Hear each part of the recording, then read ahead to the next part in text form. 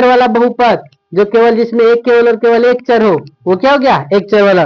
4x² - 3x + 7, तो कितने चर वाला बहुपद है? इसमें सिर्फ और सिर्फ क्या है?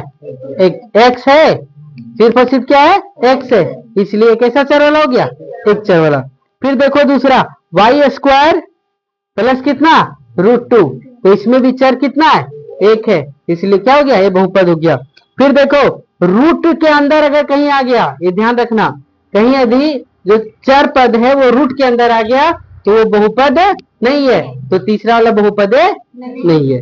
चौथा नंबर देखो, बटे में भी आ जाए तो बहुपद, तो ये वाला चौथा नंबर भी बहुपद नहीं है। पांचवा देखो, ये कौन है? एक x का पावर 10 है, y का पावर 3 है और t का पावर कितना? 50 है, यानी तीन तीन को बहुपद। एक कौन?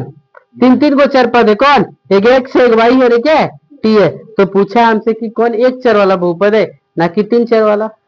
बन जाएगा? खत्म हो गया? मेरे द्वारा आंसर कहने से नहीं होगा, आपके द्वारा आंसर होगा तो होगा। फिर देखो दूसरा नंबर में बोला निम्नलिखित में से प्रत्येक का में से x² का गुणक लिखे। प्रत्येक में से कितना?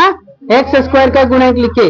अब देखो पहला में 2 + x² + x, 2 + x² प्लस कितना? तो x² के आगे कितना गुना है? कुछ नहीं है, तो कितना? एक है, तो कितना लिखेंगे इसका? एक। फिर देखो दूसरा नंबर में 2 - x² प्लस कितना दिया हुआ है?